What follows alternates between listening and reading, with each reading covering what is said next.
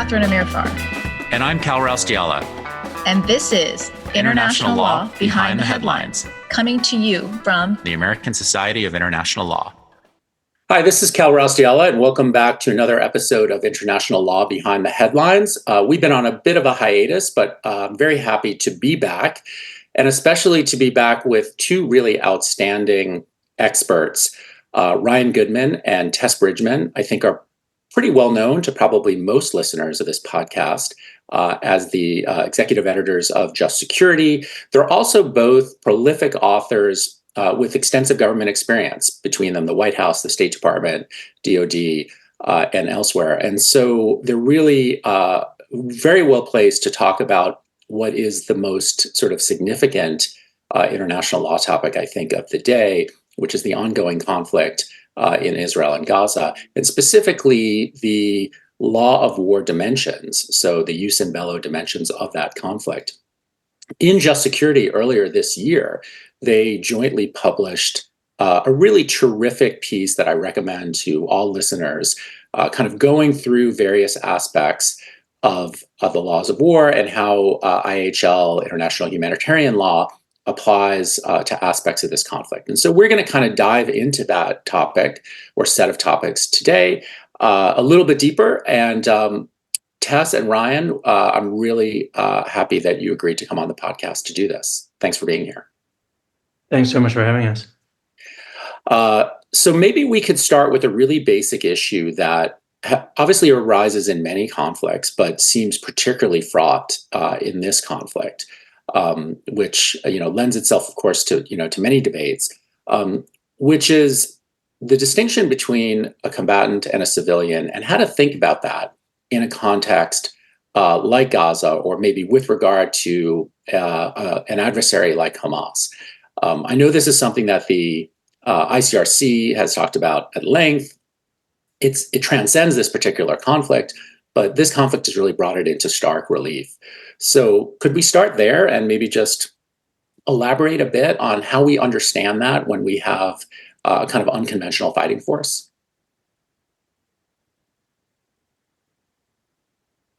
Sure. It's a fundamental question that many of the other questions I imagine we'll discuss will be predicated on this distinction. So the idea is that the quote-unquote basic rule of international humanitarian law is that no lethal force should be directed at civilians to try to kill civilians, but instead has to be directed at combatants or military objects. So the question becomes, who's a combatant and who's a civilian? And there are differences of opinion to some degree, but in many respects, I think there's overlapping consensus view on some aspects of this. So the category first is the combatants. So that would be members of an armed group. And then it would have to be something of an organized armed group, maybe that has a hierarchical structure. And members of the armed group, the difference of viewpoints in that respect is that the ICRC view is that you can define the membership in the armed group based on whether or not the individual has a continuing combat function. So it's actually even referred to as the CCF test. And the United States government's view, for example, would be different. It would say, no, it's actually broader than that. It's more contextual. And it's if the same individual would be considered to be a member of the armed forces in a regular armed force of a state. And then are they analogous in the armed group? So here, for Hamas, it might very well raise one kind of difficult question, which is when we talk about targeting of Hamas, well, if that's targeting the military members, then it doesn't matter whose viewpoint you take on the definition, it's going to register as a legitimate target. But a second order question would be, well, are there members of Hamas that are not part of the military wing? What about the fact that Hamas apparently obviously runs administration within Gaza and maybe running schools and things like that? Those individuals performing those functions surely don't count as part of the military wing. So that's where it might raise the question. And then the only other item that we could maybe flag or even early in the discussion is, well, what about civilians who are used as human shields? And I'll just try to very succinctly state that if we're talking about involuntary human shields who are therefore being used by Hamas, use of human shields in that way is illegal and potentially a war crime if we're in an international armed conflict, but they are still civilians, so that they must still be treated as civilians according to the basic rule, and then some of the other rules that we'll probably discuss, like proportionality and minimization of harm to civilians. And as usual, Ryan has covered the waterfront very thoroughly, but I would just add one more thing, which is this question has been raised, what about folks who support Hamas? And I think just to clarify that, there is no view of the law that says political support of an organized armed group is sufficient for a civilian to lose their status as such. So it just simply, there's no room to argue that direct participation in hostilities includes things like political support. And that's important as well, because we've heard some pretty alarming loose rhetoric referring to the population of Gaza as an enemy or an adversary in a military sense. And it's imperative to kind of have as a starting point that the population of Gaza as a whole is a civilian population. So any operation that's targeted at Gaza as a whole would be an operation that's targeted at civilians as such, regardless of whether they're warned that the operation is occurring, et cetera. Being warned that an operation is occurring and not moving doesn't mean someone's directly participating in hostilities. So it's just important to set that as our baseline in terms of the civilian character of the population of Gaza as a whole. Great. So it sounds like, you don't have to respond to this, but it sounds like, in a sense, in a traditional army, meaning a kind of normal army like maybe the U.S. Army, that would have someone whose job is to cook, but they are in fact a soldier in a chain of command, trained and so forth, but they're not at the moment engaged in something we traditionally consider war fighting.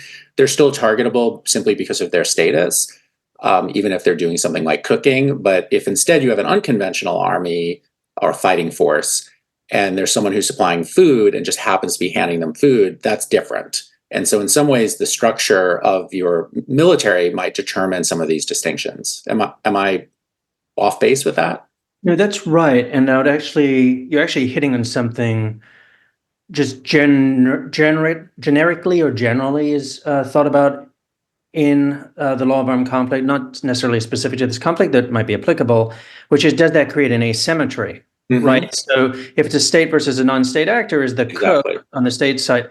And part of the answer is, as you describe it, well, it depends upon how the two sides organize their military, because you could answer that asymmetrical concern by saying, well, it's not necessary to make the cook a part of the armed forces. They could also get an independent contractor to do the cooking, just as we do private contractors do a lot of things for militaries.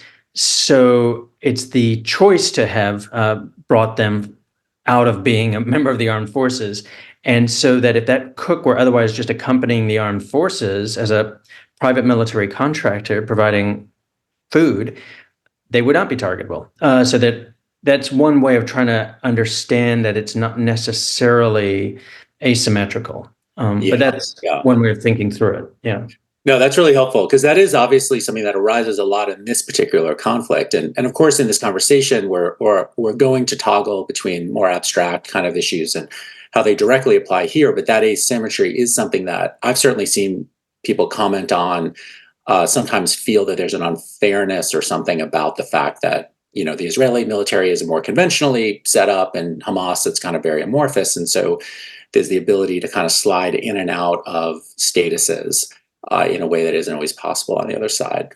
One other small point, but important one that we should flag is the presumption of civilian status, Cal, which Ryan has written about at length. But just to basically say it quickly, that there is a presumption when in doubt as to whether a person is a civilian or combatant, the person is considered a civilian. Right. Great. So I want to get back to, Ryan briefly mentioned human shields. Of course, this issue arises so frequently in contemporary warfare generally, but especially in this conflict. And I would maybe extend the conversation to also hospitals or other facilities.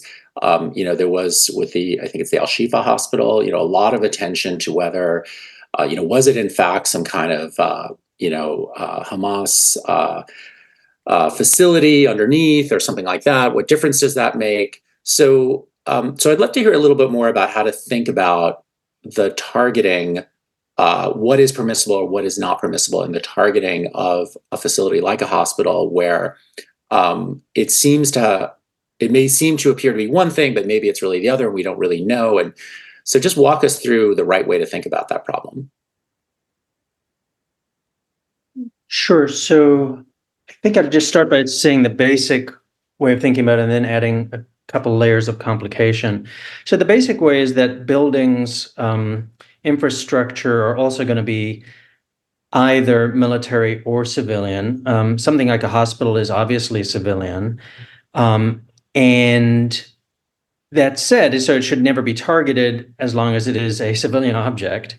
But what if the enemy armed forces convert it and start using it structurally as for military purposes? So maybe they start housing arms there, soldiers there, or beneath the infrastructure, tunnels and rooms in which they have nodes within their military network buried beneath the civilian infrastructure, and let's say a hospital. Well, then it has actually converted it in a certain sense.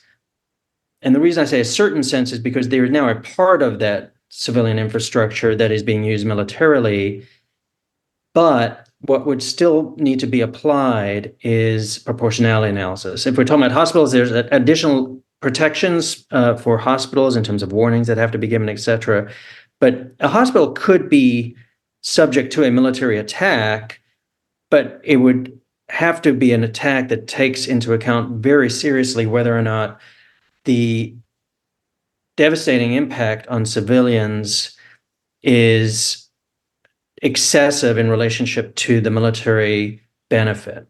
So in some ways, that's actually the straightforward analysis. One piece that does get a little complicated here is there's a prevailing standard view that's shared by the ICRC, the United States, and as far as I know, overwhelming majority of other states, that these objects, the way I just described them is the proper way to describe them, that part of the object becomes a military target because it's being used for military purposes. In other words, it's like dual use. It's still being used at a hospital, but it also has this other purpose that's being used by the enemy armed forces.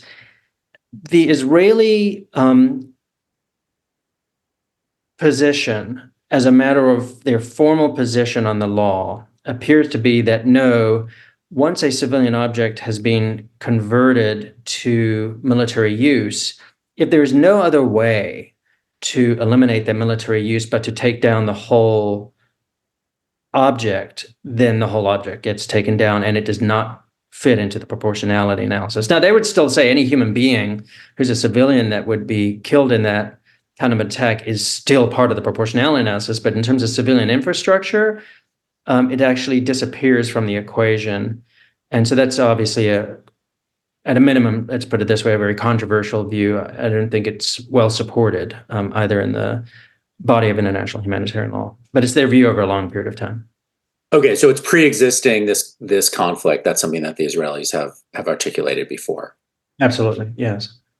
Okay, that's really helpful. And so you mentioned special rules or warnings for hospitals. Where do those rules come from? Like, what's the source of those rules?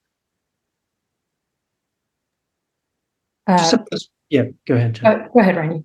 You go first. Sometimes it's very straightforward. The Geneva Conventions themselves, then an understanding of in which every state of the world has ratified the Geneva Conventions. Then you have the additional protocols in the 1970s, and Israel has not ratified the key additional protocol, Protocol 1, nor has the United States and a few other states. And so then the question becomes, is this part of the body of customary international law? And I'm unaware of Israel or any other state really contesting the body of rules that we're describing as applying to medical facilities as customary international law that would be binding in this situation. And in some way, I should also just flag that we haven't yet discussed that some of international humanitarian law is going to be stricter and a greater set of rules if we're in an international armed conflict versus a non-international armed conflict. But up until this point in our discussion, everything is actually the same. It is irrelevant whether or not it would be an international or non-international armed conflict. Great. Can you briefly explain that distinction and sort of what turns on it? Yeah, sure. I can jump in here, and Ryan, feel free to jump in as well. So there are, generally speaking, two different types of armed conflicts: international armed conflicts that occur among states, and non-international armed conflicts where one or more parties is a non-state actor, like an organized armed group, such as Hamas, such as Al-Qaeda or ISIS in many of the wars the U.S. has been fighting since 9/11. So the kind of full set of the four Geneva Conventions, additional Protocol 1 to those conventions, applies to international armed conflicts. And it's a very fleshed out body of law with a great deal of detail and state practice that, it's fairly easy to look to a page in the Geneva Conventions or additional Protocol 1 and find a rule. Non-international armed conflict, that is conflicts that involve at least one non-state actor, are kind of more difficult in the sense that there's a smaller body of black letter law that applies. So you're looking at Common Article 3 of the Geneva Conventions, Additional Protocol 2, to the extent it applies in the territory at issue, and customary international law that's applicable in non-international armed conflict. So in a sense, kind of many of the most important rules, and certainly most of the ones we've been talking about thus far with you, Cal, are rules that apply whether the conflict is international or non-international. Targeting of civilians is a war crime. Targeting of civilian objects is a war crime. Attacks have to be proportionate, per the rule that Ryan laid out, et cetera. Taking of hostages is a war crime. Torture is a war crime. Using rape as a weapon of war is a war crime. So these things are going to be war crimes no matter which type of armed conflict you're in. One of the ways in which these distinctions can become important is if you're looking at some of the obligations that Israel would have if it's considered an occupying power in Gaza, and the international armed conflict rules that apply with respect to the obligations of an occupying power are much greater than if Israel is not considered to be an occupying power of that territory. Some of the crimes that apply in an international armed conflict and the grave breaches regime of the Geneva Conventions, that's another significant distinction. So I'll stop there and see, Cal, if you have other specific things you wanted to follow up on that, or if Ryan, you wanted to add to that. That was terrific. Ryan, do you want to elaborate on that at all? Sure. I think one of the key questions that might have a dramatic effect on how one thinks about the current conflict is whether or not this is occupied territory in Gaza. Yes. And so when Tess mentioned that one would significantly affect the legal analysis.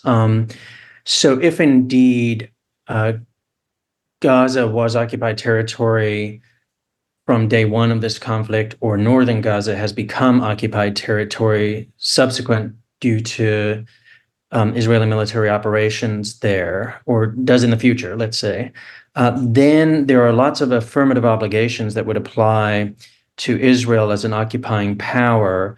Most relevant to, I think, a lot of people's thinking these days would be humanitarian relief to the civilian population, because at that point, it's no longer any questions about consent by the Israeli government to third-party delivery of humanitarian relief or anything like that.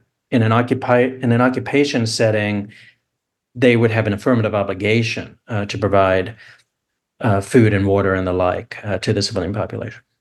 Right, right. Yeah, no, that's exactly what I was wondering about. And so if it's okay with you, can we talk briefly about, I think Ryan, you nicely distinguished between was Israel an occupying power prior to the conflict? I know, that's a contested issue, obviously. But you brought up the issue of is it currently one because of the prosecution of this conflict? So in northern Gaza, where it seems to have a substantial amount of control. So maybe we could just limit ourselves to that for the moment. Does it seem like a situation of occupation to you, either of you, with regard to some portion of the Gaza Strip at this moment? The way I think about it is it's getting very close. And every time I hear about or learn about pockets of areas in which Hamas still is operating militarily or able to launch missile strikes into Israel from northern Gaza, then it pulls back from that line because then it sounds like we're still in a situation of highly active hostilities in which Israel does not have effective control of the area. But if they did, then these rules would kick in, very much as they would for Turkey having effective control in Syria, let's say.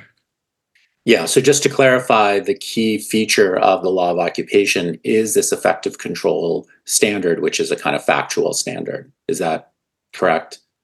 Yes, and that just to flag that there is a live discussion controversy as to whether or not some rules of the law of occupation and some of the obligations that apply to an occupying power might be on a kind of a sliding scale, so that as they are gaining more and more effective control. And this is super relevant to the International Criminal Court's prosecution of cases today on Russia in Georgia. And it could easily come up for Russia in Ukraine. And it's a controversy because there's OLC memos that came out of the Bush period soon after 9/11 that cut against the idea that those kinds of obligations apply in the invasion phase or the sliding scale phase. So that's just to flag that as a separate issue that's on its own complicated. So it's not so easily cut into neat pieces here. So sorry, Tess, just unpack that a little bit. So OLC being the Office of Legal Counsel, and when you talked about that, Ryan, you were referring to Iraq and the occupation of Iraq. And I think there's also thought about Afghanistan, and it's difficult to know in terms of what all they were thinking about at the time. But these are, I think it's fair to say, very controversial OLC opinions. I can envision a future in which they are rescinded or revised. Okay. Sorry, Tess, go ahead. No, that's a helpful clarification. I just wanted to add that I know, Cal, you're directing us to think about maybe starting now or looking into the future, which I think is helpful. But in this particular context, I think it's important to keep sight of the fact that there had been, in an uncontested way, an occupation of Gaza for quite a long time. And so the question of whether, the perimeter control that Israel continued to exercise, sporadic but pretty consistent internal uses of force, whether that would be sufficient to initiate an occupation, it's seen as more plausible that they're at least sufficient to maintain a state of occupation, given one had existed for so long prior to 2005. So I think it's that baseline question of, is a state of occupation being maintained, or is, to your question about, the facts being in flux right now, especially in northern Gaza, is there enough authority being exercised by Israel in that territory to consider it an occupation? We can't divorce it from that context. Interesting. So maybe the fact that prior to the pullout in 2005, there was an uncontested occupation or largely uncontested occupation, that might impact our analysis about whether that occupation continues, or perhaps some aspects of the law of occupation should be read differently in light of that history. Is that Is that what you're saying? Yeah, exactly. That there's a reasonable view of the law that, you know, the initiation of a belligerent occupation might be a different threshold than what is required to maintain a legal state of occupation. I see. Okay, really interesting. Well, this is a good segue to maybe our final topic, because we're going to run out of time shortly, which is sort of about the flip side of this, I guess, in a conceptual sense, which is siege, and the notion that maybe Gaza has been and remains, but certainly prior to the conflict, people argued that it was under some form of siege. And then what are the obligations, whether it is a siege or not, just generally, what are the obligations of Israel with regard to things like the water supply or allowing humanitarian assistance in? So we just flagged a moment ago that in a situation of occupation, the occupying power has to care for the population. It's standing in for the prior sovereign, in a sense, or the quasi-sovereign in this case. But what sort of duties does Israel have with regard to, let's just use water as the kind of stand-in for all of these things that keep human beings alive? What are those duties? So there are a few different ways of looking at this, and I think I'll mention one piece that's not really talked about as much. But what I think there are ways of looking at it that are pretty obvious in a certain sense is there's no necessary affirmative obligation on the part of Israel to supply food and water and the like to the population. And the key question, if they're not an occupying power, the key question is really about denying humanitarian relief from third parties, from humanitarian organizations that are impartial, that would otherwise provide the food and water necessary for the survival of the civilian population. And there's a good argument for the strict prohibition on the use of starvation or the deployment of starvation in warfare. Tom Dannebaum's written a fantastic piece of just security on this. Yes. The National Criminal Court chief prosecutor has specifically reiterated that the prohibition on starvation can, under the specific terms of the Rome Statute, be triggered by denial of humanitarian relief. So one doesn't even have to think of, like, is that a logical argument? It's in the text of the statute itself. Then the next step on the analysis is, well, there's an idea that in international humanitarian law and the additional protocols in the ICRC's study on international customary international law, a state must have to consent to, it is dependent upon a state's consent, but then the state's consent cannot be withheld arbitrarily. And what would be arbitrarily withholding that consent if the civilian population would be subject to starvation. And especially when we're talking about people in the numbers of hundreds of thousands of millions of civilians.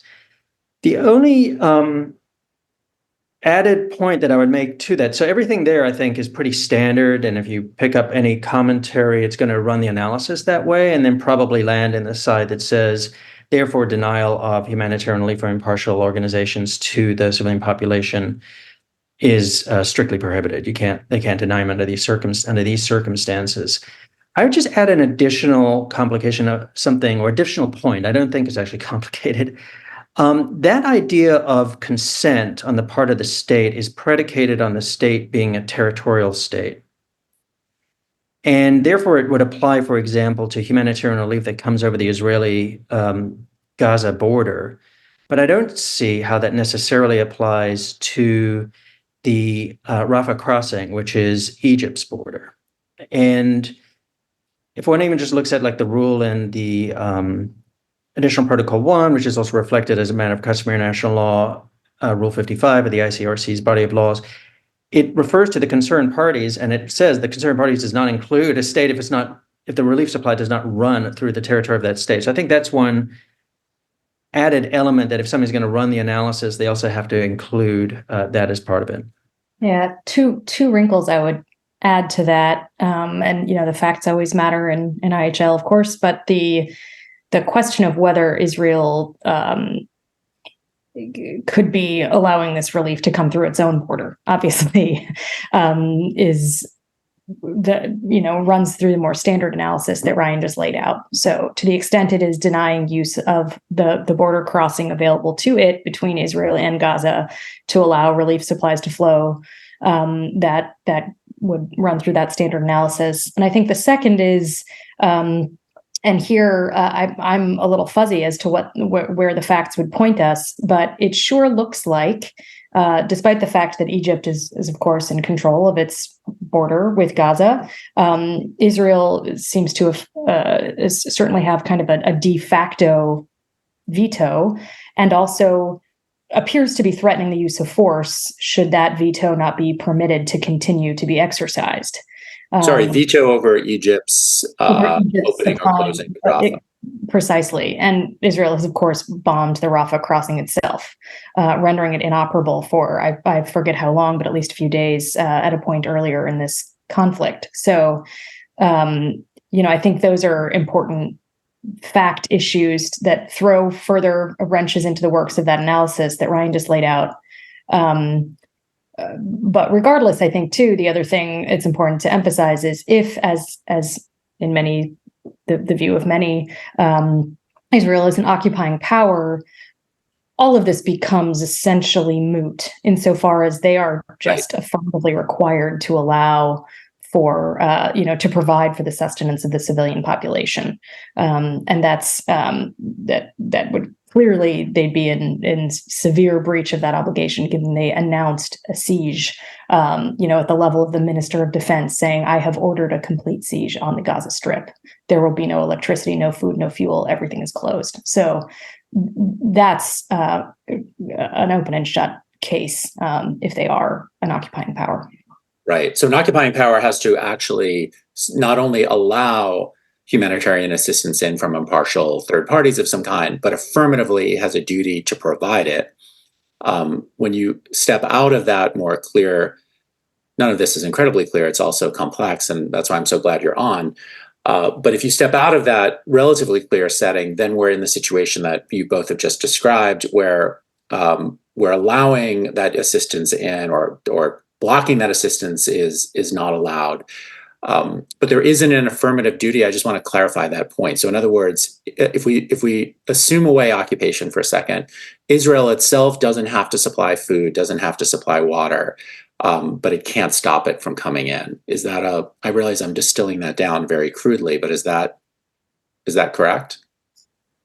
Yeah, the way we laid it out in the piece that we wrote with Mike Meyer was to essentially point to the denial of consent can't be withheld arbitrarily, and there is some content to that. If you look to the ICRC commentaries to Additional Protocol 2, it's essentially the survival of the population is if it is threatened, and a humanitarian organization fulfilling the conditions of impartiality and non-discrimination, et cetera, is able to remedy that situation, the state cannot deny those activities to take place. And it goes so far as to say then, as a result, that such a refusal would be equivalent to a violation of the rule prohibiting the use of starvation as a method of combat, of starvation of the civilian population. So,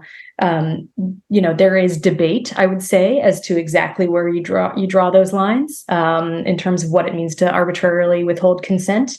But certainly, if you have, as you do in the Gaza case, impartial organizations that are attempting to remedy the situation, and consent is denied, you have a problem. You do have the wrinkle Ryan raises, though, about whether Egypt could simply permit that assistance to come through, whether sufficient assistance could come through the Rafah crossing, and what to make of the fact that Israel is essentially exercising de facto control, even though it is clearly sovereign Egyptian territory, et cetera. Terrific, terrific. So I know we're out of time. It's just such a good conversation. I just want to ask one tiny additional question that builds off of that point you just made, Tess, which is what about the water? What about the other side? Sorry, the ocean, the sea. So there's sort of three ways in. There's through Israeli territory, there's through Egypt, and then Gaza, of course, has a long coastline. Does that change the analysis in any way? Oh, I can jump in a bit. And I'd also want to just pivot to something else as a related point to kind of a global perspective on our discussion. It could change their perspective with respect to, obviously, I would assume that if there are third parties that could deliver supplies directly, in which they're therefore once again not crossing any state's territory, then here we go, and we're back to the same kind of equation as with respect to Rafah and Egyptian territory. Maybe even simplifies the question to some degree. The only other piece that I might flag is that maybe this could change the analysis if we're in a non-international armed conflict, and then state consent is a little bit different, and the consent of the armed group. But I guess if there's one other thing I'd just love to add to our conversation, I do think that our conversation, just reflecting back on it, what we're dealing with are some difficulties within the law, some gray areas within the law, some factually complicated predicates as to whether or not the law would apply one way or another, which is all of great importance. And that I think it makes for this kind of a conversation of wrapping our hands around it. I do want to say, though, that at a certain level, there are other aspects of the conflict that are also quite clear. So to me, there's just a part of our conversation which we focused so much on, like, evaluating to a significant degree Israeli actions and whether or not they do or do not cross the line that are drawn by international humanitarian law. And Tess's earlier comments touched on this as well, but I just want to make it even more explicit. Let's say the actions of October 7th by Hamas and then continuing by Hamas since then, like, the law is clear and the facts are pretty darn clear too, right? So when Tess had mentioned the list of conduct that would amount to war crimes, whether we're in an NIAC or an IAC, a lot of that's coming out of October 7th: murder, rape as a weapon, hostage taking, and then continuing with keeping hostages captive and sending rocket missiles that are indiscriminate in the sense that they can't distinguish between Israeli civilian populations and military targets. But in some ways, that doesn't give rise to as media discussion because the law is clear and the facts are so clear along those lines. Great, terrific, really, really helpful. And I really want to thank both of you for coming on. We could obviously continue this, or I certainly could continue kind of grilling you about these things for probably for hours. So I hope that perhaps in the future we can have you back. And we may continue this conversation, but really, really excellent. And I really want to thank you both for coming on the podcast. Thank you so much. Yeah, thanks for having us on, Cal. Great. Take care, everyone.